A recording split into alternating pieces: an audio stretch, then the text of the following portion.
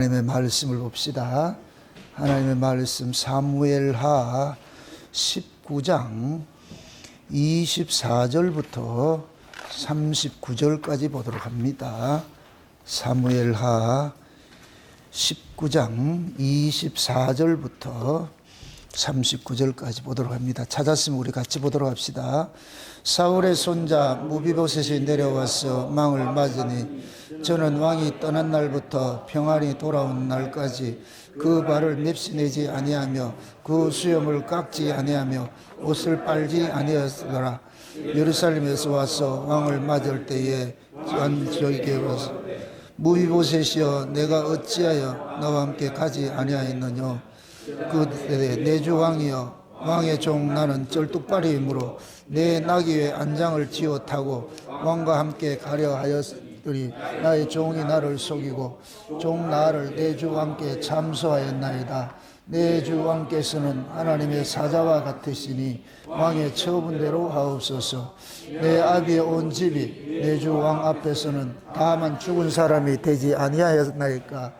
그러나 종을 왕의 성에서 음식 먹는 자 가운데 두셨사오니 내게 오히려 무슨 오름이 있어서 다시 왕께 부르짖을 수 있사오리까. 왕이 저에게 이르되 내가 어찌하여 또 내 일을 말하느냐. 내가 이르노니 너는 시바와 밭을 나누라. 무비보셋이 왕께 고하되 내 주 왕께서 평안히 궁에 돌아오시게 되었으니 저로 그 전부를 차지하게 하옵소서 하니라. 길르앗 사람 바르실레가 왕을 보내어 요단을 건네려고 로굴림에서 내려와서 함께 요단에 이르니 바르실레는 매우 늙어 나이 80세라. 저는 거부인고로 왕이 마하나임에 유할 때에 왕을 공개하였더라. 왕이 바르실레에게 이르되 너는 나와 함께 건너가자. 예루살렘에서 내가 너를 공개하리라. 바르실레가 왕께 고하되 내 생명의 날이 얼마나 있사건데 어찌 왕과 함께 예루살렘으로 올라가리이까. 내 나이 이제 80세라. 어떻게 좋고 흉한 것을 분간할 수 있사오며 음식의 맛을 알 수 있사오리까. 어떻게 다시 노래하는 남자나 여인의 소리를 알아들을 수 있사오리까. 어찌하여 종이 내 종왕께 유를 끼치리까. 종은 왕을 모시고 요단을 건너가려는 것뿐이오늘 왕께서 어찌하여 이 같은 상으로 내게 갚으려 하시나이까. 청컨대 종을 돌려보내옵소서. 내가 내 본성 부모의 모 곁에서 죽으려 하오나이다. 그러나 왕은 종 기맘이 여기 있사오니 청컨대 저로 내 주 왕과 함께 건너가게 하옵시고 왕의 처분대로 저에게 베푸소서. 왕이 대답하여 김함이 나와 함께 건너가리니 내가 너의 좋아하는 대로 저에게 베풀겠고 또 내가 너에게 구하는 것을 다 너를 위하여 시행하리라 하니라. 백성이 다 요단을 건너매 왕도 건너가서 바르실레 입을 맞추고 위하여 복을 비니 저가 자기 곳으로 돌아가니라. 왕이 길갈로 건너오고 김함도 함께 건너오니 온 유다 백성과 이스라엘 백성이 절반이나 왕을 호행하니라. 아멘. 기도합시다. 아버지 하나님, 다윗이 피난길을 마치고 이제 환궁을 하는 그 길목에 있어서 피난당한 그 여정 속에서 일어났던 그러한 사건들을 이제 심판하는 그러한 모습으로 서 있음을 압니다. 다윗을 저주했던 시므이와 또한 시바와 또한 무비보셋과 바르실레를 통하여서 하나님께서 지금 이 시대 우리에게 주시고자 하는 교훈이 무엇인지, 이들 속에 담겨있는 복음이 무엇이고 이들 속에 담겨있는 예수 그리스도의 구속사가 어떤 모습으로 이 시대에 펼쳐지고 있는지, 오늘도 이 말씀 속에 담겨있는 의미를 성령 하나님께서 우리에게 세세하게 잘 풀어서 해석해 주옵시길 원합니다. 먼저 종에게 이 말씀을 넣어주셔서 다름질하게 하시고 다름질한 그 말씀들이 먼저 종이 소화하고 그 소화된 말씀을 잘 살아가는 주의 백성들에게 먹일 수 있는 그런 말씀으로 증거할 수 있도록 대언의 영으로 함께하여 주시옵소서. 그래 살아가는 종들 오늘도 이 말씀을 듣고 살아가는 종들의 심령들이 기뻐 띠임을 얻는 복된 시간들이 일어날 수 있도록 도와주시옵소서. 그래서 내가 받은 이 은혜가 얼마나 귀하고 소중한 것인지 알게 하여 주셔서 세상을 넉넉히 이길 수 있는 능력의 말씀으로 오늘 자리 잡을 수 있는 복된 시간 될 수 있게 축복해 주시옵소서. 감사를 드렸고 그리스도 대신 예수님의 이름으로 기도합나이다. 아멘. 세상에는 두 부류의 사람이 있습니다. 예수 그리스도에 속한 자가 있고 사단에게 속한 자가 있고, 그걸 이제 우리가 언약적으로 얘기를 할 것 같으면은 법에 속한 자가 있고 은혜에 속한 사람이 있다. 세상의 축소판이 교회입니다. 세상의 축소판이. 교회는 모두가 다 구원받은 사람들만 있는 것이 아니고, 지난 우리 금요일 날 얘기했듯이 밭에 곡식을 심었는데 원수가 가라지를 더 뿌려놓고 있어요. 그래서 교회는 곡식과 가라지가 함께 혼재되어 있는 그런 모습입니다. 그 가라지는 법으로 사는 자고 곡식은 은혜로 사는 사람이고, 그 두 부류가 이렇게 같이 섞여 있어요. 다윗이 압살롬의 그러한 반역 사건을 통해서 피난을 갈 때에 그 다윗에게 두 부류의 모습의 사람들이 나타납니다.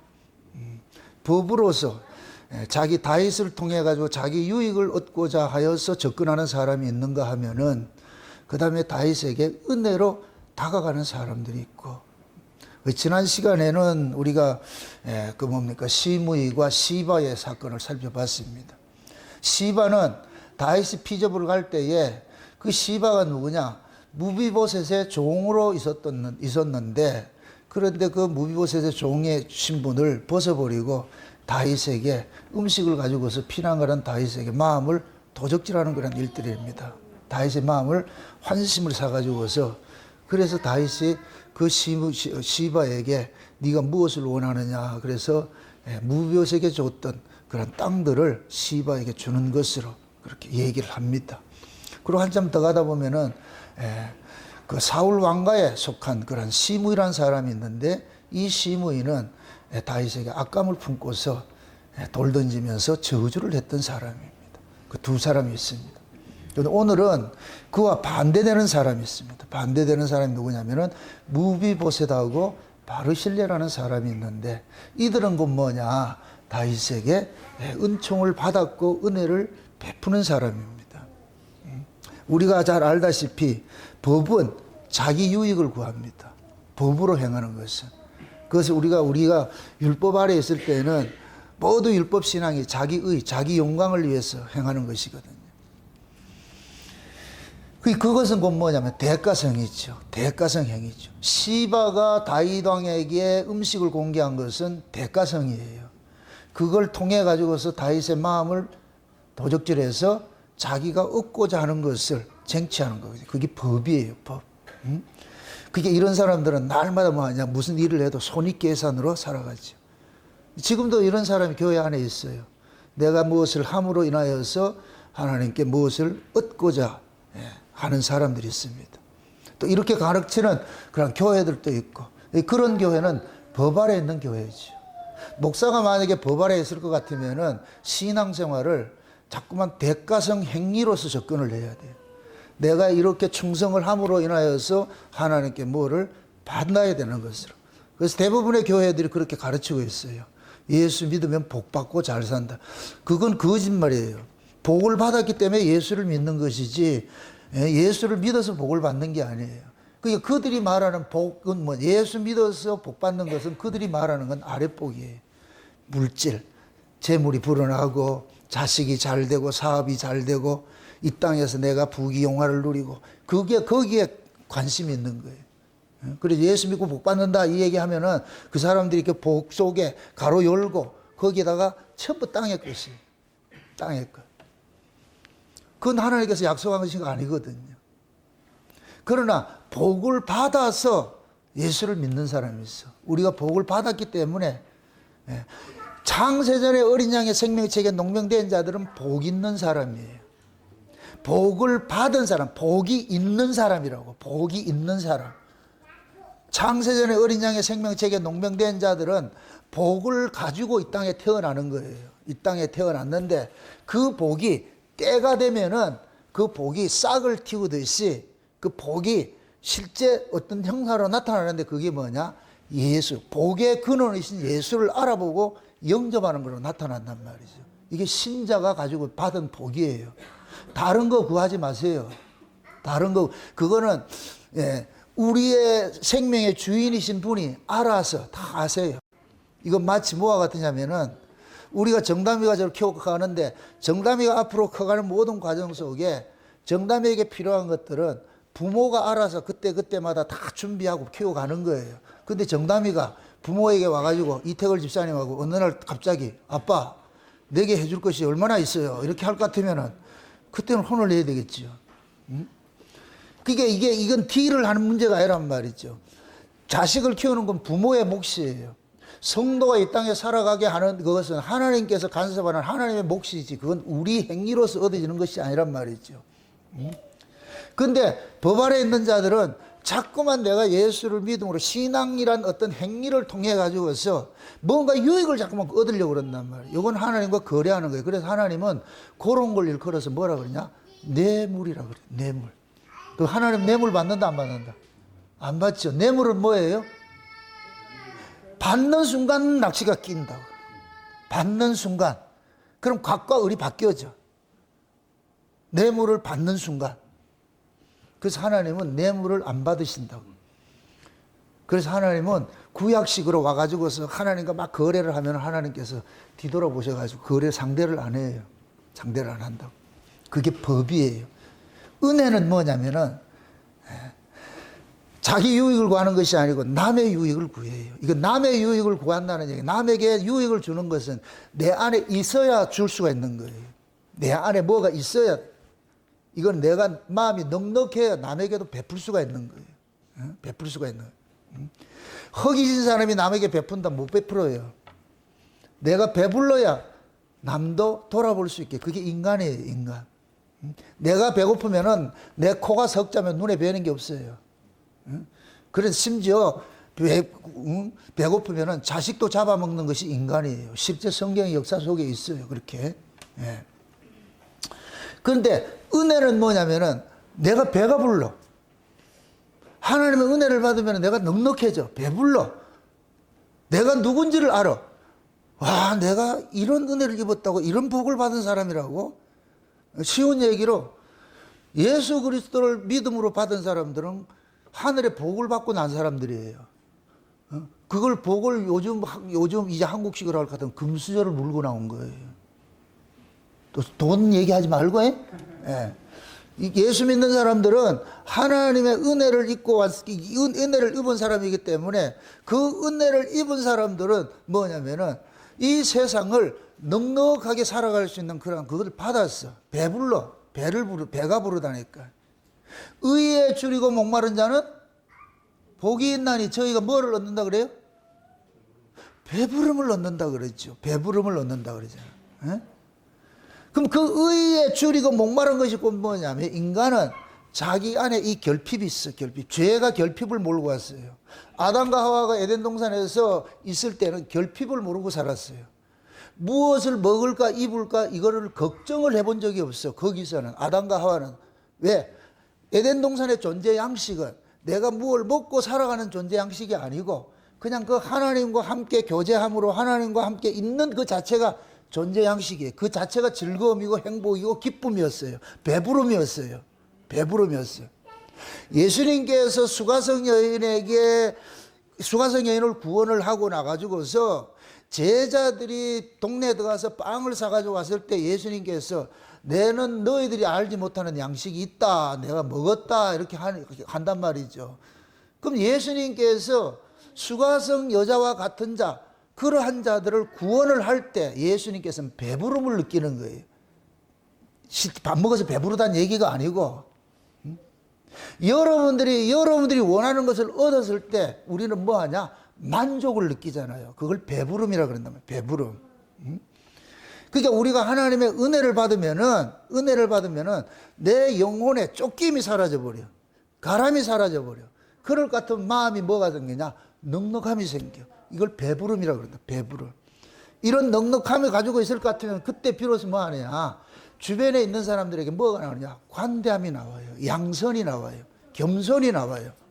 이거는 배부름을 누리는 사람만이 할 수 있는 거예요. 이건 억지로 여러분들 보고 하라는 얘기가 아니에요. 한국교회는 이걸 잘못 가르쳐서 성령의 열매를 맺게 해줘요. 자동으로. 근데 우리는 자꾸만 겸손해라, 뭐 자비로, 그거를 훈련을 해서 되는 게 아니고, 그런 것들은 우리가 생산해낼 수 있는 것이 아니에요. 예수님께서 우리 안에 오실 것 같으면은 예수님이 그런 것들을, 생명에 속한 것들은 전부 예수님이 가지고 계시는데, 그 예수님께서 우리 안에서 필요에 따라가서 겸손도 내보내고 양손도 보내고 말이죠, 온유도 보내고 그렇게 하는 거예요. 하는 거. 모세가 온 세상에서 가장 온유한 자라 그러니까 모세가 뭐가 잘나서 그런 게 아니에요. 모세도 성깔 더러운 놈이에요. 그런데 하나님의 은혜를 입으니까 그냥 온유한 자로 그렇게 표현을 하는 거예요. 모세가 성질 괜찮다 이 얘기가 아니고, 하나님의 은혜를 입으면 자연적으로 뭐가 되느냐, 온유해질 수밖에 없어요. 여기에서 말하는 온유는 그 사람이 착하다 그런 개념이 아니고, 그 성질 내고 이렇게 하는 백성들과 싸울 의미가 없는 거예요. 그들과 같이, 그들과 똑같은 모습으로 사는 게 아니고 다른 모습으로 사는 거예요. 다른 모습으로. 이게 배부름을 가진 사람들이, 이게 은혜에 속한 사람들이. 그래서 은혜에 속한 사람들은 어떤 대가성을 바라고 뭘 행위를 하는 게 아니고, 받은 은혜가 고마워서 마냐 감사로 행하는 거예요. 감사로. 하나님은 그걸 받으시는 거예요. 그게 하나님께서 그러는 거예요. 내가 너에게 준 거 있잖아, 그거 가져오라는 거예요. 하나님은 먼저, 농부가 씨를 주고서 나중에 수확을 달라 그러지, 씨도 주지 않고 수확물 그렇게 거두는 분이 아니란 말이죠. 그러니까 우리는 성도가 하나님 앞에 드리는 것은 내 것이라고는 아무것도 없어요. 모두가 하나님께서 우리에게 주신 것들이에요. 주신 것. 그 주신 것을 우리는 뭐하냐, 도로 돌려드리는 거예요. 돌려드리는 거. 그걸 영광이라고 그런다고. 영광. 농부가 1년 동안 꽃을 잘 갖고 왔으면 이렇게 꽃을 착 피워주는 게 이게 영광이라니까.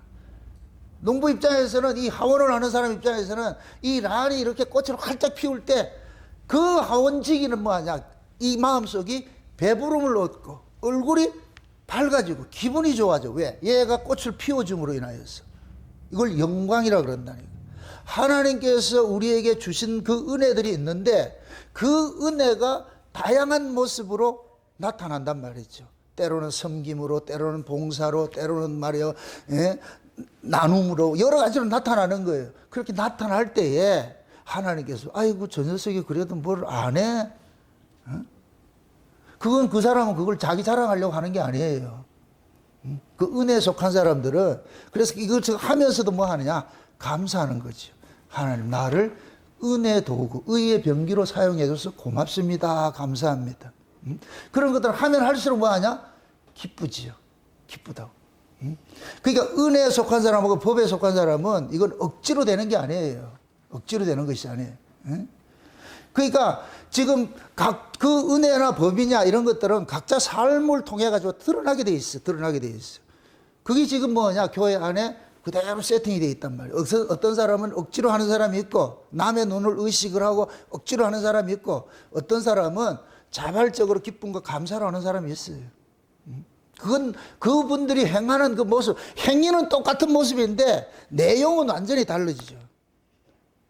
내가 이 일을 함으로써 의무적으로 뭐를 얻고자 이렇게 하는 사람들은 그 일이 기쁨이 아니라 그냥 노동하는 거예요. 노동하는 거. 여러분들 교회 생활이, 신앙 생활이 노동하는 사람이 있고 축제를 즐기는 사람이 있어요. 주일날 이렇게 와서 예배를 드리는 것이, 어떤 사람은 노동으로서 드려지는 예배가 있고 어떤 사람은 축제로서 드려지는 예배가 있는 거예요. 축제로서 드려지는 예배는 기쁘다, 슬프다? 기쁘겠죠. 그런 예배는 하면 할수록 좋겠지요. 그런데 수고로서 드려지는 예배, 이거는 뭐냐면은 짜증이 나는 거예요. 그래서 교회에 와서도 예배를 드려도 만족하지 못하고 짜증을 내고 하는 것들은, 그건 지금 뭐냐, 자기 마음에 없는 걸 그냥 이미지 메이킹으로 해야 돼. 사람들 눈에 포카페이스를 해야 돼. 그러니까 자꾸만 위선을 떨게 되는 거예요. 그걸 외식이라고 한다고. 외식. 이사야 1장에 볼 것 같으면 이스라엘 백성들의 그 타락된 모습을 한마디로 말할 때 외식이라 그런 거예요. 외식. 그게 예수님께서 초림으로 이 땅에 오셨을 때에 유대인들의 그러한 신앙의 모습이 뭐냐, 이 백성이 입술로는 나를 존경하나 마음은 내게서 멀도다.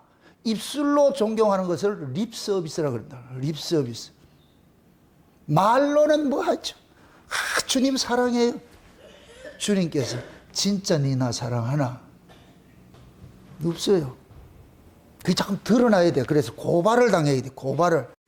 그 고발하는 이유는 뭐냐? 없는 걸 만들라는 얘기가 아니고 주야 불쌍히 여겨주세요. 이렇게 생각하세요. 주님 나도 좀 일하고 싶습니다. 나 백수를 두지 마시고 나 좀 일 좀 시켜주세요. 그럼 일을 하게 하는 것이 뭐예요? 은혜지요. 고급스럽게 하나님 앞에 딜을 하시라고 기도할 때 하나님 나 일 좀 시켜주세요.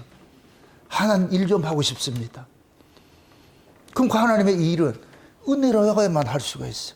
그 얘기가 곧 뭐를 달라는 거다? 은혜 달라는 거. 응? 하나님 은혜 주셔야 됩니다. 그 은혜 아니면 할 수가 없습니다. 아무것도 할 수 없습니다. 나는 중풍병자고 38년 된 병자고 주님 찾아와서 날 이렇게 세워주지 않으면 아무것도 할 수 없습니다. 마음은 원이로되 육신이 약해가지고 아무것도 할 수 없습니다. 그럼 주님 날 좀 도와주세요. 날 좀 도와주세요. 이 한계성을 아는 사람들은 신앙생활을 막 이렇게 경직되게 말이야 요시 내가 한번 해볼 거야 I can do it 이거 안 해. 그렇게 하지 않는다니. 그냥 긍휼의 마음으로 아버지 앞에 와서 수로보니게 연처럼 밥상에 떨어지는 거 그 부스러기라도 얻어먹는 심정으로 주여 도와주세요. 하나님 은혜 아니면 안 됩니다. 하나님 은혜 아닙니다. 그래서 우리가 흔히 그런 막 하나님 앞에 이렇게 딜을 이게 자기 욕구를 채우려고 하는 것들을 우리가 흔히 세상 말로 약기가 있죠. 약기를 빼야 돼. 일본 말에서 죄송한데 그 힘을 빼야 된다는 게 힘을 부드러워야 돼. 부드럽게 하나님 그렇게 만들어 가신다니. 그게 우리가 이스라엘을 이야기할 때 이스라엘은 뭐냐면은 아브라함 언약으로 생겨진 나라인데 아브라함 언약 자체가 무슨 언약이에요? 은혜 언약이죠. 따라합시다. 아브라함 되게 한다. 아브라함 되게 하시는 하나님이에요. 맞습니까? 아브라함이 지가 개가 천선해서 아브라함이 된 것이 아니고 하나님께서 아브라함을 갈대아 우르에 있는 자를 데려와서 가나안 땅에 정착을 시켜준 거예요. 아브라함이 지가 한 것이 아니고 시작도 하나님이 하셨고 과정도 하나님이 하시고 결과도 하나님이 이루시는 거예요. 아멘? 우리 구원도 마찬가지예요. 창세전에 우리 이름을 어린 양의 생명책에 농명하신 분도 하나님이시고 농명된 자를 이 세상 애굽이라는 이 세상에 보내신 분도 하나님이시고 정한 때가 돼가지고서 우리를 죄와 사망에서 건져내게 하시기 위해서 그 예수를 보내신 분도 하나님이시고 그 예수가 우리의 구주로 믿어지게 하신 것도 하나님이시고 예수를 이 땅에서 믿음으로 살아가게 하는 것도 하나님이시고 마지막 때 우리의 영혼을 거둬가는 것도 하나님이세요. 하나님이 시작하고 하나님이 일을 하시고 하나님께서 다 행하시는 거예요. 아멘? 이게 성도의 운명이에요. 성도의 운명. 그래서 성도는 그 하나님의 일하심에 우리는 거기에서 끌려가는 거예요. 끌려가는. 그러면서 아는 거예요. 그러면서 하나님이 할 때마다 박수 치는 거예요. 하나님 또 이렇게 하셨네. 또 이런 은혜 주셨네. 세상에. 그러면서 그 하나님의 그 은혜와 사랑을 조금씩 깊이 넓게 많이 알아가는 거예요. 많이 알아가는 거예요. 그게 좋은 신앙이에요. 좋은 신앙. 그래서 여러분들이 내 주변에 모든 것이 아무것도 없다 할지라도 내 삶에 유익이 없다 할지라도 그냥 여호와 한 분으로 예수 그리스도 한 분으로서 그냥 만족하고 감사하고 사는 그 자리로 가야 돼요. 그 자리로. 하나님께서 그런 자리를 우리로 끌고 가세요. 지금 끌고 가고 열심히 가고 있는 거예요. 그런데 우리는 뭐 하느냐? 끌려가는데 좋게 끌려간다. 지랄을 떨고 끌려간다. 안 끌려가려고 막 다 하잖아, 지금. 여러분 뒤에 이렇게 한번 보시라고. 여러분들이 제대로 사뿐사뿐 이렇게 들여밟고 왔는 발걸음인가? 아니면 질질 끌려오는 건가? 끌려왔잖아, 지금까지. 끌고 왔으니까 그것도 감사지요. 여기까지. 이제는 들여밟고 갑시다. 우리 주님이 진달래꽃 뿌려줄 테니까 주려 밟고 가자고. 언제까지 끌려갈 거예요? 언제까지 목사가 소리쳐야지 조금 움직이는 척하고 그렇게 할 거예요? 그러면 안 돼. 저하고 연애하려고 하지 말고 주님하고 연애를 하시라고. 예? 내 눈치를 보지 말고 주님의 눈치를 보고 사시라고. 그냥 목사는 길라잡이에요. 길라잡이. 저분이시다. 저분이시다. 저분이 여러분의 신랑이고 저분이 여러분의 주님이시고 저분이 여러분을 구원한 분이다. 저분이시다. 소개해주는 그냥 손가락이요. 달을 향하여서 가르치는 손가락밖에 안 된다니까. 손가락을 숭배하지 마세요. 손가락이 가르쳐주는 그 달을, 달이 아니죠. 해를 그렇게 해서 여러분들이 보시고 그분을 따라가셔야 되죠. 좌우지간 여러분들은 제가 증거하는 그 예수, 창세전부터 계셨던 그 예수, 그 하나님, 그분 붙잡으면 돼. 아멘? 네. 그게 여러분들이 이 땅에서 가장 큰 복을 받았고 복을 누리는 사람의 모습이에요. 복받은 자로 살아가는 모습이에요. 복받은 자이기 때문에 주야로 뭐를 받느냐? 율법을 묵상을 하는 거예요. 하나님의 말씀을 묵상을 하는 거예요. 왜 묵상하느냐? 와, 하나님이 이런 일들을 하셨다고 세상에 말도 안 돼, 말도 안 돼. 그래서 성경을 통해 가지고서 이 성경의 이야기가 다 내 이야기야, 내 이야기. 하나님이 나를 구원하기 위한 이 이야기가 성경 전체 이야기야, 전체 이야기. 제가 과거에 율법 아래 했을 때는 성경 이야기가 전부 남의 이야기였어, 남의 이야기였어. 그래서 구약 이스라엘 보면 욕을 말해, 욕을 어떻게 이 문디 같은 새끼들은 그렇게 은혜를 받고도 저렇게 말씀 안 듣고 불순종하냐? 이거는 지옥 가도 싸다 이랬는데 내가 은혜를 받고 보니까 그 속에 내가 있어. 그러니까 뭐가 돼? 기도가 어떻게 달라지느냐? 주여 불쌍히 여기주세요. 주여 긍휼을 베풀어 주세요. 내가 의가 있다고 했을 때는 저 새끼들 이랬는데 내가 의 없음을 깨닫고 나면은 주여 살펴주세요. 주여 용서해 주세요. 성경 속에 내가 있더라니까. 내가. 그래서 내가 이 성경을 통해 가지고 내가 지독히도 말 안 듣고 속썩인 그런 인간이었구나. 이런 걸 깨닫는 거예요. 여러분들은 은혜가 뭔 줄 아세요? 내가 속썩인 자라는 것을 아는 게 은혜예요. 아이들이 철든 게 언제냐?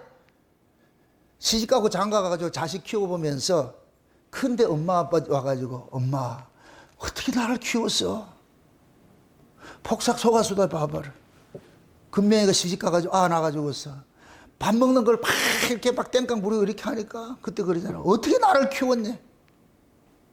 그때 그 아이가 난 거기서 또 감명받은 게 있어. 유명한 대화를 해요. 그 아이 입에서. 금명이는 뭐 하느냐? 빨리 밥을 먹여놓고 자기가 출근을 해야 되는데 야는 밥을 늦게 먹는다는 거래. 그게 나중에 할머니한테 그러잖아요. 나는 밥을 오래 먹고 엄마하고 오래 있고 싶은데 엄마는 빨리 밥을 먹이고 엄마는 빨리 떠나가려고 그런다고. 그 아이의 마음이 얼마나 우리의 가슴을 콕 찔르냐고. 그러니까 그런 걸 통해 가지고서 뭐 하냐? 어미가 돼가고 어미의 마음을 알아가는 거예요. 부모의 마음을 알아가는 거예요. 그래서 우리가 내가 철이 들 것 같으면은 우리 부모님하고 그러는 거예요. 어떻게 나를 키웠어? 말 나 더럽게 안 들었고 이렇게 속썩이고 이렇게 했는데 어떻게 나를 키워서 날 버리지 않아서 고맙습니다. 감사합니다. 그 자리로 가야 돼.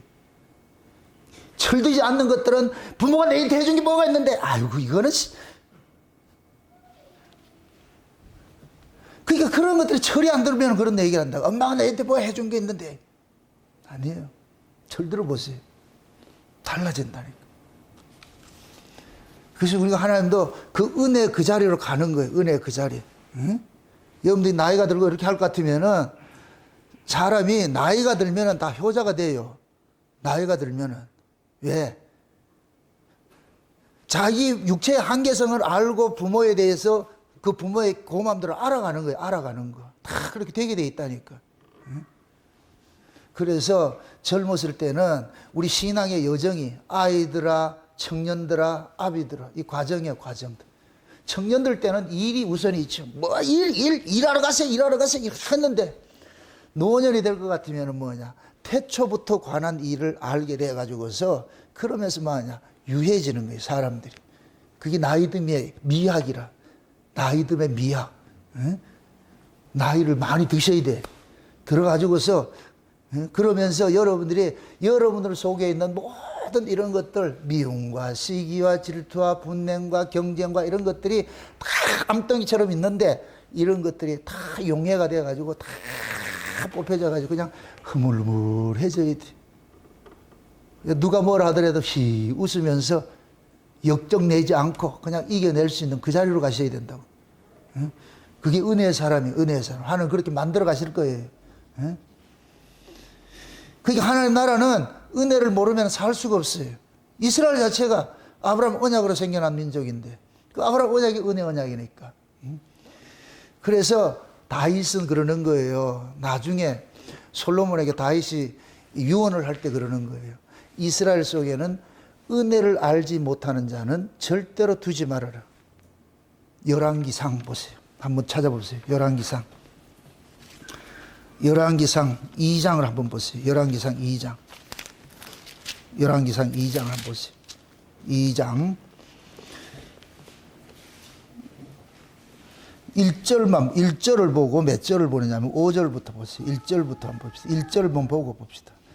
열왕기상 2장 1절 보세요. 다윗이 죽을 날이 임박하매 그 아들 솔로몬에게 명하여 가로되. 그 다음에 저쪽에 봅시다. 5절 보세요. 수루아의 아들 요압이 내게 행한 일 곧 이스라엘 군대의 두 장관 넬의 아들 아브넬과 예델의 아들 아마사에게 행한 일을 내가 알거니와 저가 저희를 죽여 태평시대에 전쟁의 피를 흘리고 전쟁의 피로 자기의 허리에 띤 띠와 발에 신은 묻혔으니 내 지혜대로 행하여 그로 백발로 평안히 음부에 내려가지 못하게 하라.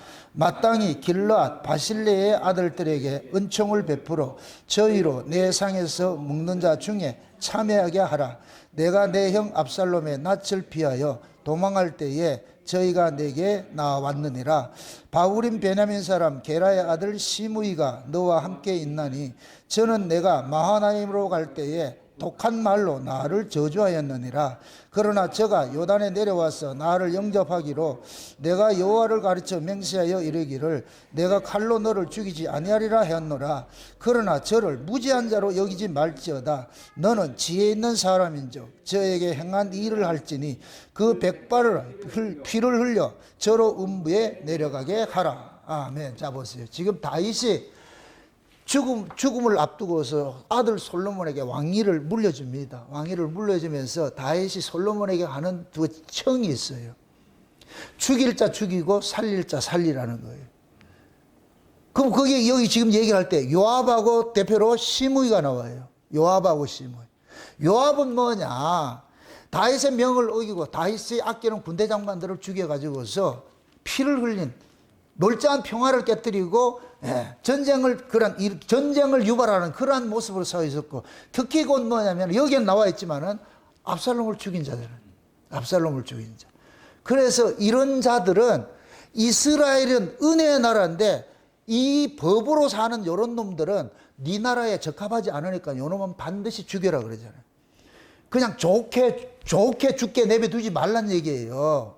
음부로 내려가는 걸 그 좋게 내려보내지 말고 반드시 원수 갚으라는 게 죽이라는 거예요. 이건 법에 속한 자니까. 이건 윤리 도덕으로 접근하지 마세요. 이걸 하나님 나라에, 하나님은 아무리 자비로운 분이라도 천국에는 법으로 사는 자를 못 들여내요. 거기는 법으로 사는 자는 그거 살 수가 없는 곳이에요. 그게 살아야라니까. 양은 양의 우리에 넣는 것이 목자의 사랑이고 염소는 염소의 우리에 넣는 게 목자의 사랑이라니까. 염소를 양의 우리 넣어도 안 되고 양을 염소 우리 넣어도 안 되는 거예요. 법으로 사는 사람은 천국에 넣으면 안 돼요. 법으로 사는 자들이 살아가는 세계가 거기 어디냐? 지옥인 거예요, 지옥. 그걸 여러분들이 상징적으로 여러분들이 법으로 살면 여러분들이 지옥이 돼요, 여기가. 법은 계속 경쟁이에요. 법의 중심에는 내가 있어요, 내가 왕자로 자리 잡고 있다니까, 법은. 그럼 내가 왕으로 사는 한은 모두가 뭐가냐? 경쟁 대상이고, 나를 불편하게 하는 사람들이에요. 그럼 이 사람은 지옥으로 살게 돼 있어. 근데 은혜는 뭐냐? 하나님 나라는 은혜는 뭐냐? 내가 왕으로 사는 것이 아니고 예수를 왕으로 모시고 살면서 남을 이렇게 유익되게 사는 사람이 이게 은혜로 사는 사람이란 말이에요. 적이 없는 거예요. 은혜는 적을 두질 않아요. 그러니까 하나님 나라는 은혜의 나라인데 미움과 시기와 질투가 가지고 있는 그런 법이 가지고 있는 사람이 가면은 못 산다니까. 그래서 하나님께서 철저히 갈라내는 거예요. 갈라낸다니까. 그걸 이 교회 안에서도 마찬가지예요. 교회 안에서도 법으로 사는 사람이 있고 은혜로 사는 사람이 있어요. 아무리 창세의 언약을 전하고 이렇게 해도 법으로 사는 사람은 법으로 길가에 해가지고서 그 법을 가지고서 말씀을 받아들이게 돼 있어요. 그럼 결국 뭐냐? 그 법에 본인이 걸려 넘어진다니까. 본인 스스로가 언행 심사를 통해서 나는 법에 속한 사람이에요 이렇게 참 드러내고 있어요. 그게 결국 뭐냐? 미워하고 시기하고 질투하고 자기 만족 못하는 이런 사람은 법에 속한 사람이에요. 그런 사람은 행복하지 않아요. 마음이 늘 쫓기죠. 근데 은혜에 속한 사람들은 경쟁 대상으로 두지 않아요. 그냥 같이 함께 더불어서 그렇게 같이 살아가려고 그러죠. 남을 이해하고 나보다 남을 먼저 이해하고 그러니 이런 마음들이 우리 안에 잠깐만 자동적으로 이렇게 유철이 돼 일어나야 돼. 그렇게 일어나는 사람들은 그 사람 천국으로 살지요. 미움을 가지면 지옥이고 기쁨을 가지면 천국이고. 그렇게 생각하지 마시라니까. 남한테 물을 필요도 없고 스스로가 알아요. 내가 지금 천국으로 사는지 지옥으로 사는지 다 알고 있다니까. 알고 있어. 그래서 다윗이 그러는 거 솔로몬에게 요압이나 시므이 같은 저런 애들은 절대로 그냥 두지 말아라. 반드시 죽이라 그러잖아요. 시므이한테도 그러잖아요. 시므이가 다윗이 피난길에 환궁을 할 때 쫓아와가지고 잘못했다고 용서를 구하니까 다윗이 용서를 해줬어요. 근데 다윗도 뒤끝이 있는 사람이라니까. 용서를 해줬어. 그러고 나가지고 내가 야 아들아 그러니까 나는 죄를 용서해 준다고 했으니까 그런데 니는 죄를 용서하지 말아라 그러는 거예요. 그래서 나중에 솔로몬이 시므이에게 제한구역을 줘요. 이 제한구역을 벗어나면 니 죽는데. 근데 시므이가 제한구역을 벗어나서 그래 죽어버렸다니까. 그래서 죽이는 거예요 그렇게. 그런데 여기 볼 것 같으면은 바실레의 아들이 있어. 바실레의 아들. 오늘 핵심이 이제 바실레의 아들 기맘에 대해서 나오고 있는데 바실레의 아들이 뭐하냐. 그 아들은 네가 왕자로 대우해라. 네 상에서 밥을 먹도록 해줘라. 그럼 도대체 이 바실레의 아들 기맘이 누구길래 이런 일들을 다윗이 부탁을 하느냐고. 오늘 읽어봤던 바실레가 나오잖아요.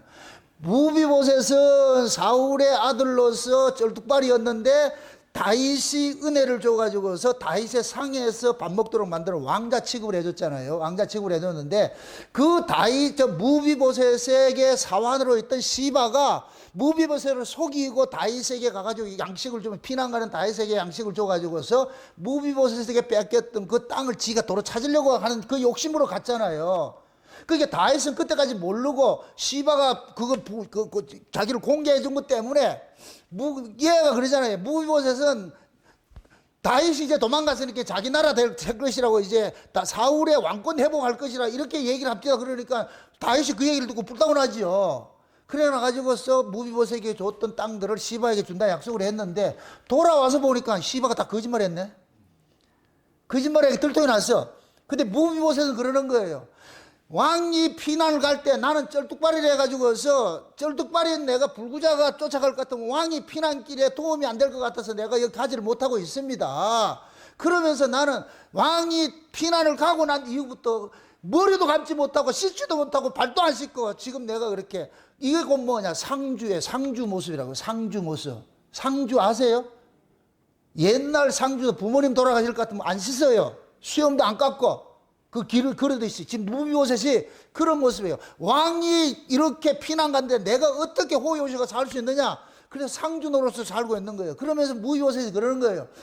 왕이 시바에게 잘했든 못했든 그렇게 약속을 했으니까 나는 재산의 의미가 없으니까 왕이 무사히 돌아온 것만으로 나는 만족합니다. 그러니까 내 재산 그냥 주세요 이렇게 한다니까. 이게 은혜 받은 사람의 모습이라니까. 은혜로 사는 사람의 모습이라니까. 그 무비보셋이 그런 거예요. 그 다음에 바르실레라는 사람이 있는데 이 바르실레라는 사람이 다윗이 바나임에 갔을 때에 음식을 파리바리 싸들고 와가지고서 그 다윗의 신하들에게 이렇게 먹인 사람이잖아요. 먹인 사람. 그래서 다윗이 이제 귀환을 하는데 바르실레가 찾아와가지고서 그러는 거예요. 아이고 노인네 너무너무 고맙습니다. 바르실레가 80살이라고 하잖아. 80살. 그래가지고 다윗이 이제 그 노인을 봉양하기 위해서 이제 내가 당신을 왕국으로 모셔가가지고 내가 그대로 하겠습니다. 그렇게 하니까 이 바르실레가 그러는 거예요. 왕이시여, 왕이시여. 내가 나이도 많고 이러는데 거기 가서 내가 무슨 영광을 보겠어? 난 그렇고 싶은 생각이 없고, 그러고 내가 여기 이 지역에 내가 또 이게 가문도 있고 이렇게 하니까 나는 곧 있다가 이제 조상들한테 가야 될 그런 목숨이니까 나는 필요 없습니다. 괜찮습니다. 안 해줘도 됩니다. 나는 당연히 왕에게 해줄 거 해준 것이지 내가 이익을 바라고 한 것도 아무것도 없습니다. 그러니까 다윗은 그러면 미안해서 어떻게 하노? 그러면 같이 가가지고 뭘 좀 해줘야지. 내가 공개를 좀 하도록 해야지. 그러니까 바르실레가 하는 얘기가, 정 그럴 것 같으면 여기 김씨 아가 있다. 김함이라는 아가 있는데 얘가 우리 아들인데 이거 얘 데리고 가가지고서 왕이 필요한 대로 쓰세요. 이렇게 사용하세요. 그래서 김함을 데리고 가는 거예요. 김함을 데려갔어. 그래서 그러는 거예요. 지금 열왕기상 2장에 솔로몬 보고 그러는 거예요. 바르실레의 아들 김함은 네 상에서 같이 밥 먹도록 해줘라 그러잖아요. 이건 왕의 식탁에 초대됐다. 이거는 뭐이다? 왕자야, 왕자. 왕족으로 인정을 해주는 거예요. 왕족으로. 다윗의 왕족으로 인정을 해줘. 그런데 이 김함이라는 사람 속에 놀라운 비밀들이 여기 담겨 있는 거예요. 놀라운 비밀들이. 이 김함이 다윗으로부터 하사받은 땅이 어디 있냐면 베들레헴의 땅이 있어요. 그 베들레헴의 땅이 있는데 거기다가 뭐를 짓느냐? 유곽을 지었어요. 여관을 지었다고. 여관을. 그 베들레헴에 그 여관을 지었는데 이 여관에 누가 머물게 되느냐? 예수님께서 머물게 되는 거예요. 자, 그건 조금 이따 얘기하고. 이 여관에 성경 속에서 나와 있는 걸 보면 예레미야서에 볼 것 같으면 예레미야 40장에 볼 것 같으면 41장에 볼 것 같으면은 지금 이 남쪽 유다가 느부갓네살 바벨론 왕한테 침략을 당하고 나가지고서 모든 사람 붙잡혀가고 이렇게 있을 때예요. 그때 이 바벨론 왕이 그 유다 땅에 그달랴라는 사람을 총독으로 세우는 거예요. 총독으로 세워가지고 유다를 다스리도록 만들어간 거예요. 다스리도록. 이때 왕족 출신의 이스마엘이라는 사람이 있는데 이게 지금 우리 식으로 할 것 같으면은 독립군 같은 사람들이에요. 지금 나라는 지금 바벨론한테 멸망당했잖아요. 멸망당했는데 그걸 그대로 볼 수 없으니까 속이 상한 거예요. 속이 상했는데 그런데 그 그달랴가 지금 남쪽 유다를 다스리는 총독으로 지금 세워져 있는 거예요. 그래가지고 이 이스마엘이라는 사람이 자기 친구들 데리고 가가지고서 뭐 하느냐? 그 사람을 뭐 하느냐? 그달랴를 뭐 하느냐? 살해를 해버려. 죽여버렸다고. 죽이고 나가지고서 뭐 하느냐? 유다에서 남쪽 유다는 지금 뭐냐? 바벨론이 다스리고 있으니까 그러니까 이 바벨론에서 어디로 도망을 하느냐? 애굽으로 피신을 한대요. 애굽으로 피신을 할 때에 자기 동료들을 데리고 가가지고서 어디에 하루 유하고 가느냐면은 김함이 지은 그 집, 그 여관에 머물고 가는 거예요. 그걸 일컬어서 게롯 김함이라고 그래요. 게롯 김함. 잘 보세요. 게롯이란 말은 여관이라는 뜻이에요. 머무는 곳이라는 뜻이고 김함이라는 이름의 뜻이 뭐냐? 힘을 잃은 사람이에요. 이걸 다른 말로 가난한 자들이에요. 약자들. 고통당하는 자, 핍박받는 자, 이런 사람들이 머무를 공간을 만든 것이 김함의 여관이에요. 여관. 에? 그럼 그 김함이 이 여관을 어떻게 만들었냐? 다윗으로부터 뭐를 받았다? 땅을 하사받아가지고 만들었지요. 그럼 그 여관의 목적은 뭐냐? 가난하고 병들고 힘없는 사람들이 여기에서 머물러서 힘을 얻어가지고서 갈 길 가게 하는 것이 목적이란 목적. 근데 이것이 신약으로 뚝 이렇게 띄워가지고서 나와가지고서 마리아와 요셉이 천하각국으로부터 호정령이 일어났을 때 마리아와 요셉이 마리아가 만삭이 돼가지고서 예루살렘을 올라가다가 베들레헴에 도착을 했어. 베들레헴에 도착을 했는데 그 베들레헴에 들어간 그 집이 그 여관이 김함이 집이라. 잘 보세요. 김함이 이 베들레헴 땅을 누구로부터 하사받았어요? 다윗으로부터 받았죠. 지금 그 예수님, 마리아와 요셉이 마리아 속에 있는 이 예수님이 누구의 가문을 일으키러 오신 분이에요? 그렇죠. 하나님께서 그 김함에게 일찍이 뭐하냐? 장차 다윗의 나라를 회복시켜 줄 진짜 메시아가 오는데 그분을 위해서 집을 준비를 시켜놓은 것이 그거 기맘의 여관이라니까. 그래서 예수님께서 마리아하고 마리아가 예수님을 그 기맘의 그 유곽에 들어갔는데 마침 그때가 뭐냐면은 방들이 다 차가지고서 근데 거기 남아있는 게 뭐냐? 말들을 위해서 예비된 구유가 있어. 거기에서 예수님을 낳으셨다니까. 여관방에서 낳은 게 아니고 말구유에서 낳았다니까. 거기에다 누였다니까. 말구유에서 낳았다는 얘기가 아니고 마구간에서 낳았는데 구유에 이렇게 올려놓은 거예요. 얹혀놓은 거예요. 그렇게 얹혀놨단 말이죠. 그럼 잘 보세요. 여러분들 예수님의 일생을 잘 보시라고. 예수님의 일생은 여관으로부터 시작해서 여관으로 끝나요. 이게 비밀이에요, 비밀. 예수님의 탄생이 어디에서 탄생했어요? 기맘의 여관에서 탄생을 했어. 여관에서 탄생을 했어. 예수님께서 공생애를 시작을 하면서 제자들하고 자주 모이던 그 다락방이 있는데 여러분들 보세요. 뭡니까? 사관이나 객실이나 주막이나 이런 거 다 똑같은 의미예요. 똑같은 의미예요. 사관이나 객실이나 주막이나 이런 것들은 전부 뭐 하느냐? 순례자들을 위해서 마련해 놓은 거예요. 이스라엘의 남자들은 의무적으로 예루살렘에 1년에 3번은 올라가 가지고서 예배를 드려야 돼요. 봄절기에 한 번 드리고 여름절기에 한 번 드리고 가을절기에 한 번 드려야 돼요. 이거는 그 뭐를 상징하느냐? 예수님을 만나는 거예요. 예수님께서 6월절 봄절기에 오셔서 육체로 오신 예수님께서는 6월절 봄절기에 오셔가지고서 봄절기에 6월절 어린 양으로 죽으시고 무교절날 무덤 속에 들어가시고 초실절날 부활하셨어. 이게 봄절기야, 봄절기. 예수님의 초림으로 육체적으로 오신 이 예수님을 만나는 거예요. 두 번째는 뭐냐? 초실절 이후 50일째가 되는 날이 오순절인데 이 오순절도 예수님을 만나는 거예요. 부활하신 예수님이 성령으로 우리 가운데 오셔서 만나주는 거예요. 그 다음에 넉 달 후에 농사를 짓고 나서 7월 1일이 되면 나팔절이 일어나는데 그 나팔절도 예수님이 오시는 날이에요. 만왕의 왕으로 오시는 날이에요.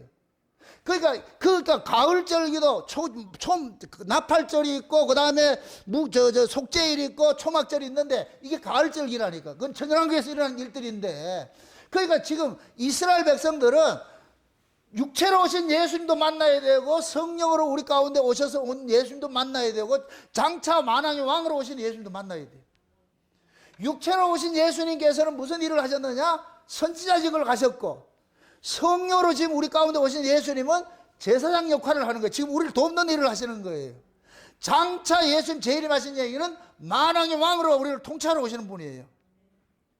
그렇게 오신다니까. 이스라엘의 남자는 무조건 예루살렘에 올라가서 예배를 드려야 돼. 1년에 3번. 그들을 위해서 뭐를 마련해 놓냐? 유곽들을 마련해 놓는 거예요. 주막을 마련하고 여관을 마련해 놨다니까. 그 사람들 순례객들을 받으려고. 여러분들 이게 지금 우리 호텔이고 여관이고 이게 누구를 위해서 있는 거예요? 여행객들을 있는 거예요. 지금은 이게 유흥으로 바뀌어서 그렇게 됐지만은 원래 뭐 하느냐? 여행객들을 위해서 만들어 놓은 공간이에요. 그걸 하나님께서 배려를 해놨다니까. 예루살렘을 올라간다, 순행한다 이 얘기는 저와 여러분들이 하늘 예루살렘으로 가는 순례자들이에요. 순례자. 하나님께서 우리 순례자를 위해서 하나님께서 각 지역마다 뭐를 만들어놨냐? 교회를 만들어놨어요. 교회가 뭐 하느냐? 여관이에요. 여관. 아멘? 순례객, 우리가 하늘 예루살렘으로 순례하는 순례객들이야. 성도는 그 순례객들을 위해서 하나님께서 게롯 기맘이라는 그런 여관들을 마련했어요. 게롯 기맘은 뜻이 뭐라 그랬어요? 순례자들이 길 잃고 힘없는 사람들이 그 여관에서 풍성한 음식을 먹고 힘을 돋아가지고 다시 한번 여행길 가는 것이 여관의 의미예요. 여관의 의미. 그래서 하나님께서 이 세상 속에 예수님께서 오셔가지고서 예수님의 몸값을 가지고서 뭐를 만들어놨느냐? 나그네들이 쉴 수 있는 공간을 마련한 게 그게 교회예요. 교회. 그래서 교회를 예수님의 피로 값주고 산 곳이라 그러는 거예요. 여러분들이 예수님의 여관에 왔다니까. 지금 여기서 만난 음식을 먹고 기력을 회복하고 다시 또 일어나가지고 가야 돼. 그게 순례객이에요. 지금 보세요. 베들레헴은 예루살렘에서 가까워요. 가깝다고. 그래서 순례객들이 이게 볼 것 같으면은 예루살렘이 있고 베들레헴이 있는데 순례객들이 저쪽에서 오는 사람들은 모두가 여기를 거쳐서 가게 돼 있어. 저 사마리아 북쪽 이쪽에서 오는 사람들이 여기를 거쳐서 가게 돼 있어. 그러니까 예루살렘 이 베들레헴은 가난하고 이 순례객들이 문전성시를 이룬 곳이에요. 그곳에 예수님께서 마리아도 그거 찾아간 거예요. 찾아가가지고서 다윗의 가문을 일으키는 다윗의 씨로 오신 분이 그분이 가가지고서 왕으로 가시는 거예요. 그 가문을 일으키기 위해 가지고서. 그래서 예수님께서 거기에서 태어나시고 공생의 시작을 하면서 뭐 하느냐, 예루살렘에 또 예수님께서 마련한 다락방이 있는데 그게 누구냐? 마가의 다락방이에요. 마가의 다락방. 그래서 예수님께서 늘 제자들과 무슨 미팅을 할 때 어디 가느냐? 마가의 다락방에 가는 거예요. 그 다락방에 가가지고서 말씀을 가르치시고 이런 일들을 하셨다고. 최후의 만찬 때 돼가지고 예수님께서 마지막 이 세상을 떠나야 돼. 유월절 양으로 떠나야 될 때, 그때 예수님께서 제자들 보고 또 시키는 거예요. 얘들아 가거라. 마가복음. 이거 마음이 설레가지고 못하겠네. 주여. 마가복음 14장을 찾아보세요. 마가복음 14장. 마가복음 14장을 찾아보세요. 마가복음 14장 몇 절을 보느냐면은 12절부터 한번 보세요. 12절부터. 마가복음 14장 12절부터 한번 봅시다. 12절부터. 찾아서 같이 봅시다. 다 같이. 무교절의 첫날 곧 유월절 양 잡는 날에 제자들이 예수께 여짜오되 우리가 어디로 가서 선생님으로 유월절을 잡수시게 예비하기를 원하니까 하매 예수께서 제자 중에 둘을 보내시며 가라사대 성내로 들어가라. 그리하면 물 한 동이를 가지고 가는 사람을 만나리니 그를 따라가서 어디든지 그에 들어가는 그 집 주인에게 이르되 선생님의 말씀이 내가 내 제자들과 함께 유월절을 먹을 나의 객실이 어디 있느냐 하시더라 하라. 그리하면 자리를 베풀고 예비된 큰 다락방을 보이리니 거기서 우리를 위하여 예비하라 하신대 제자들이 나가 성내로 들어가서 예수의 하시던 말씀대로 만나 유월절을 예비하니라. 아멘. 예수님께서 이제 아버지께로 떠나가야 될 그런 기약이 가까웠어요. 유월절 어린 양으로 이제 죽임을 당해야 돼요.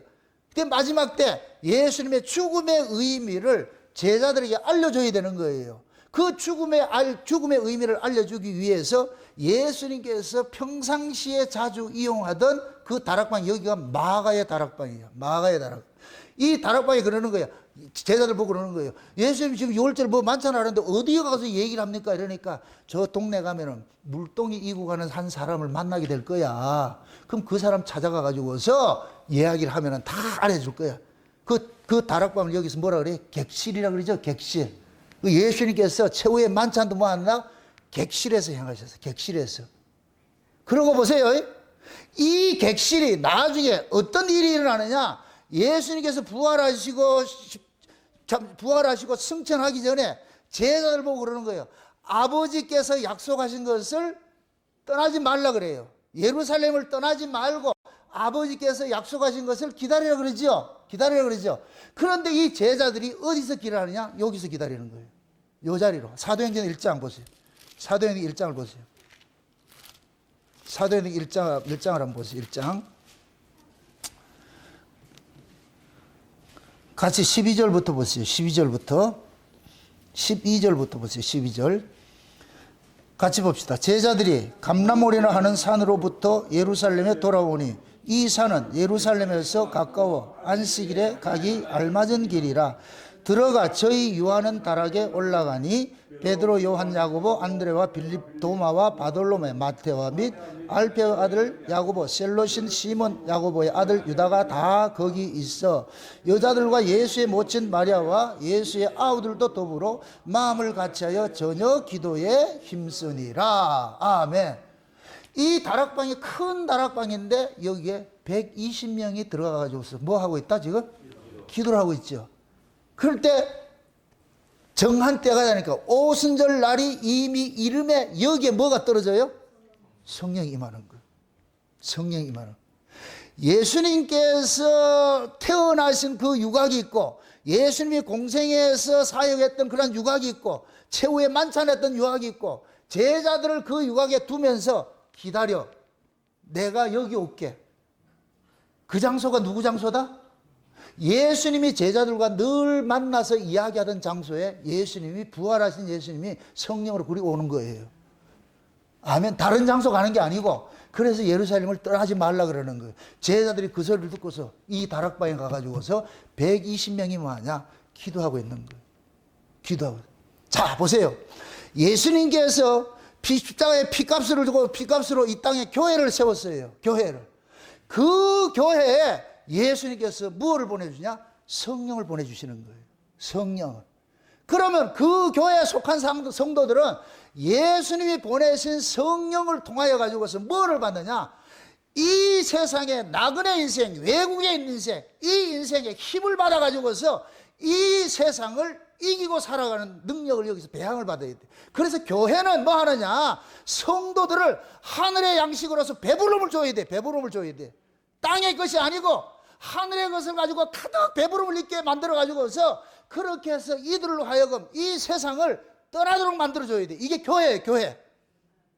그런데 지금 이 시대 교회는 예루살렘으로 올라가는 신앙이 아니고 예루살렘으로 내려가는 신앙을, 이걸 만들어버려서 지금 모두가 신앙을 잃어버리게 만들어놨어.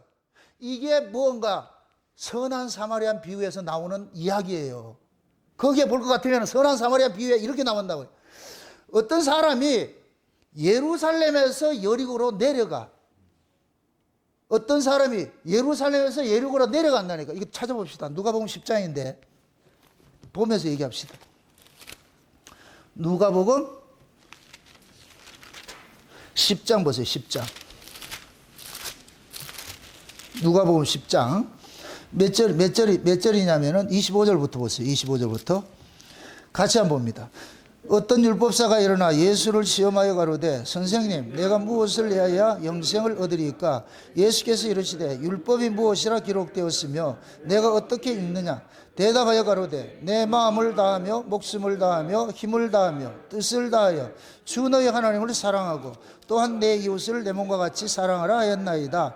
예수께서 이르시되 내 대답이 옳도다. 이를 행하라. 그러면 살리라 하시니 이 사람이 자기의 옳게 보이려고 예수께 여짜오되 그러면 내 이웃이 누구오니까? 예수께서 대답하여 가라사대 어떤 사람이 예루살렘에서 여리고로 내려가다가 강도를 만나매 강도들이 그 옷을 벗기고 때려 거반 죽을 것을 버리고 갔더라. 마침 한 제사장이 그 길로 내려가다가 그를 보고 피하여 지나가고 또 이와 같이 한 레위인도 그곳에 이르러 그를 보고 피하여 지나가되 어떤 사마리아인은 여행하는 중 거기에 이르러 그를 보고 불쌍히 여겨 가까이 가서 기름과 포도주를 그 상처에 붓고 싸매고 자기 짐승에 태워 주막으로 데리고 가서 돌보아 주고 이튿날에 데나리온 둘을 내어 주막 주인에게 주며 가로되 이 사람을 돌아보아 부비가 더 들면 내가 돌아올 때에 갚으리라 하였으니 내 의견에는 이 세 사람 중에 누가 강도 맞는 자의 이웃이 되겠느냐? 가로되 자비를 베푼 자이니이다. 예수께서 이르시되 가서 너도 이와 같이 하라 하시니라. 자 보세요. 지금 율법사라는 사람이 자칭 율법을 지켰어요. 그런 사람이 예수님 앞에 시험을 하는 거예요.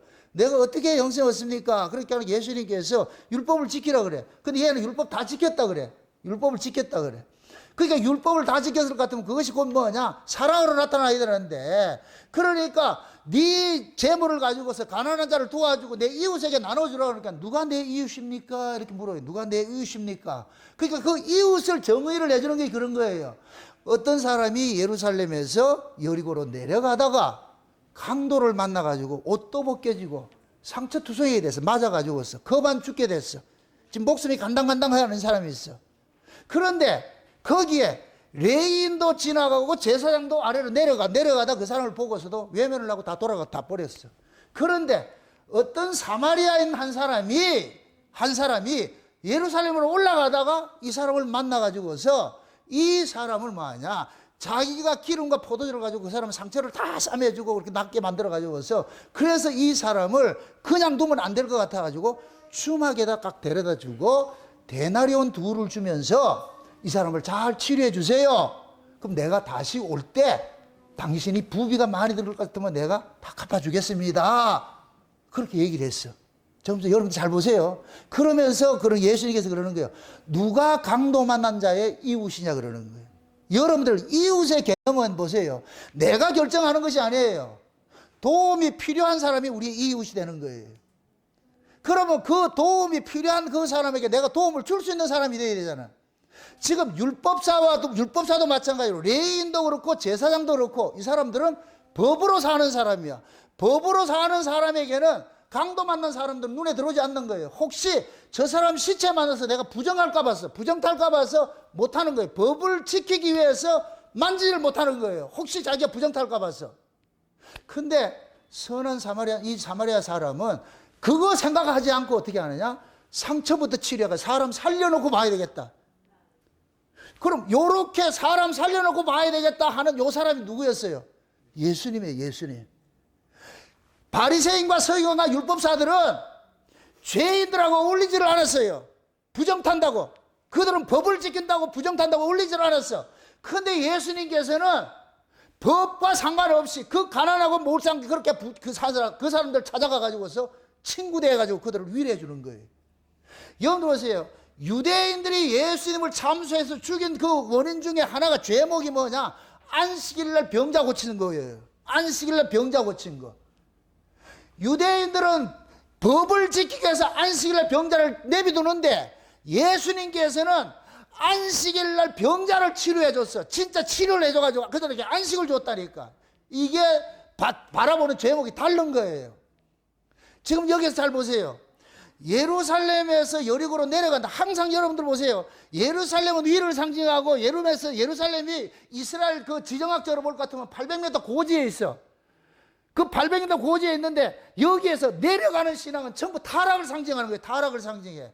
여러분들이 하늘 예루살렘으로 향하는 그러한 신앙생활을 하다가 세상으로 향하면은 이 사람이 뭐가 되느냐? 예루살렘에서 여리고로 내려가는 것이 되어버려. 여리고 자체가 이스라엘 백성들이 가나안 땅 들어갈 때 가나안 땅을 앞서 막고 있는 게 뭐예요? 여리고 성이죠. 그 여리고의 뜻이 향기예요. 향기. 세상의 향기에 취하면은 결국 뭐냐? 하늘 예루살렘 가는 걸 중도로 포기하게 된다니. 그게 여리고라니. 여리고. 그 여리고로 내려가다가 누구를 만나느냐? 강도 만나는 거예요. 쉬운 얘기로 여러분들의 신앙이 하늘 예루살렘을 버리고 땅의 가치를 쫓아가면은 누구를 만나느냐? 강도 같은 목사를 만나게 돼 있어. 강도 같은 목사는 뭐 하느냐? 여러분들의 영혼을 사냥하는 자들이에요. 여러분들의 영혼을 예수 그리스도의 의의 옷을 벗겨버리고 때려가지고서 이거 노예 생활하는 거예요. 교회 모습 살게 만드는 거 쉬운 얘기로 그렇게 해서 자꾸만 뭐 하냐? 신앙을 행위 차원으로 가르쳐가지고서 열심히 하면 복받고 충성하면 복받고 뭘 잠깐만 이렇게 가르친다면 그게 여러분들이 은혜에서 떨어지면 반드시 그런 목사를 만나게 돼 있어. 그게 강도를 만난다는 거. 그럼 여러분 신앙 다 털려버려. 다 털려버려.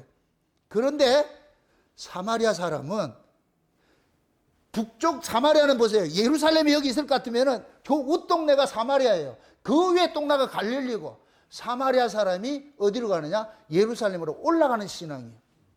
이 올라가는 사람. 이게 예수님께서 오셔가지고서 복음의 전도 방향이에요. 예수님께서 북쪽 이스라엘 갈릴리 지역에서 사역을 하면서 어디로 침공을 하느냐? 예루살렘으로 침공해 올라간다니까. 복음이 가는 길이 그렇다니까. 여정이 그렇다니까. 여정이.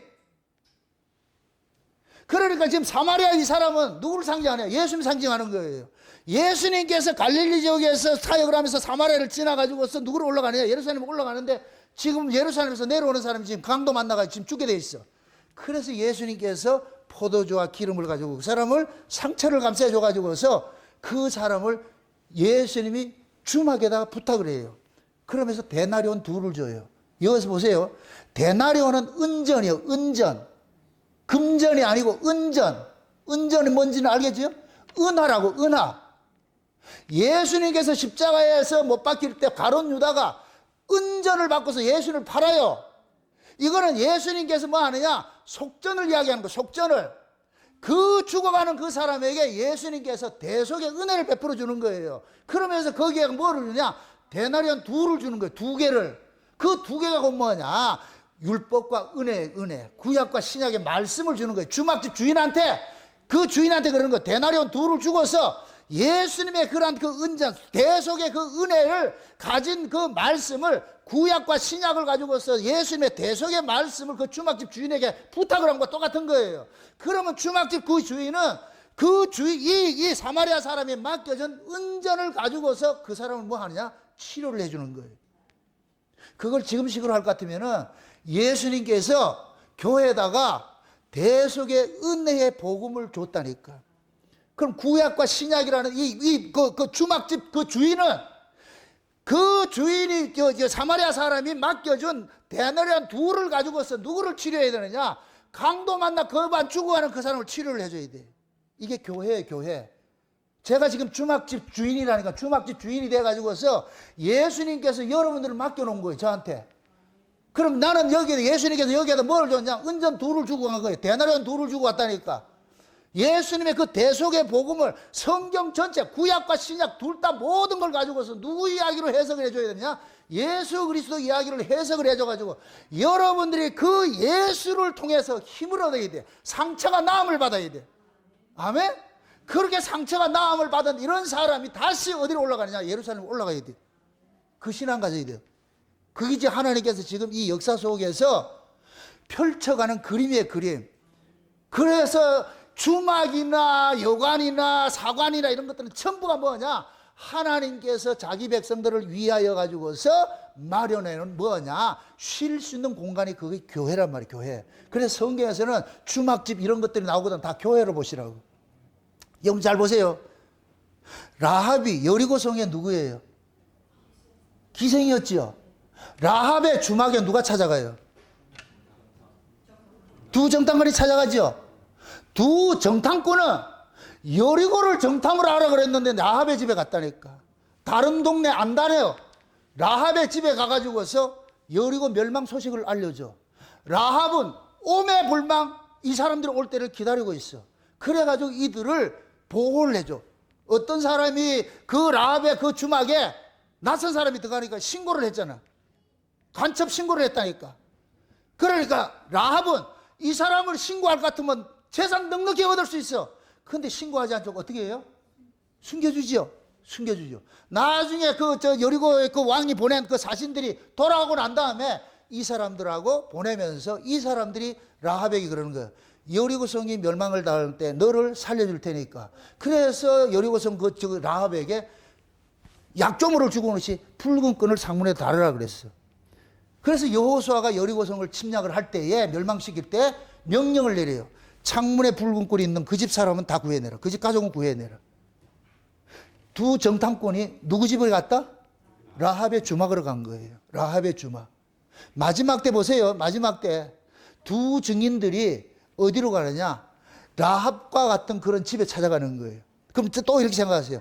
라합의 집, 두 증인들이 라합의 집에 가가지고서 여리고의 멸망 소식을 알리고 붉은 끈을 줬듯이, 그럼 지금은 뭐냐?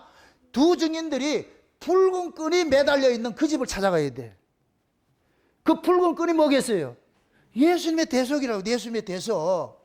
예수님의 피가 있는, 피가 발려진 그런 교회를 가야 돼. 그런 교회, 그런 성도를 찾아가야 돼. 그런 성도를 뭐 하느냐? 마지막 이 세상 멸망당할 때 그들을 살려내는 이 일을 한다니까. 그게 주막집이에요, 주막집. 하나님께서 지금 이 사무엘 하에 이 다윗이 환궁을 하면서 일어났던 이 사건 속에 바르실레의 아들 그 기맘이라는 사람을 통해 가지고서 이러한 것들을 딱 숨겨놓은 거예요.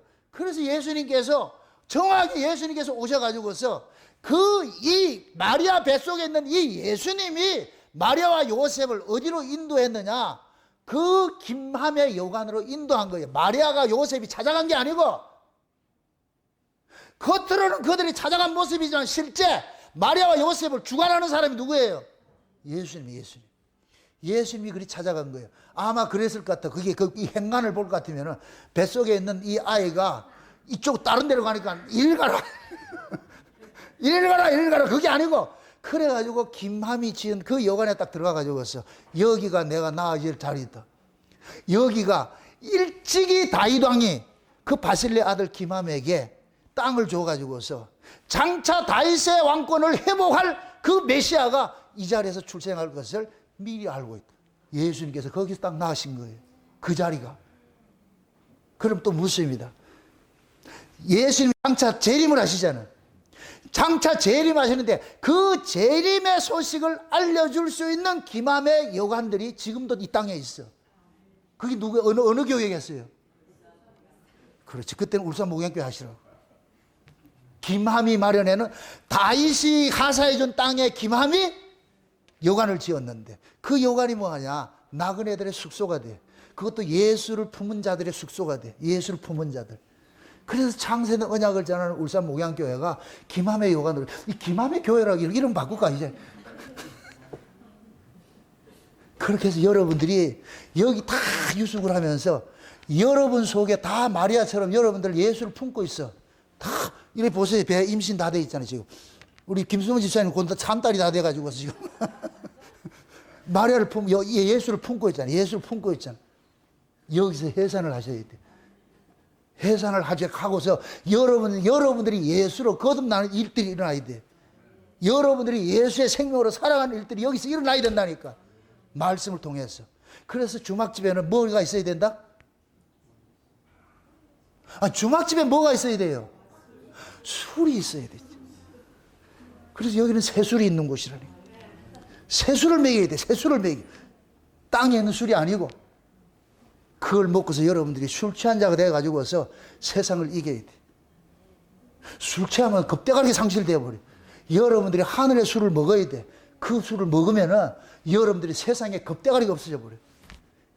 세상에 여러분들이 세상을 넉넉히 이길 수 있는 힘을 갖는다니까.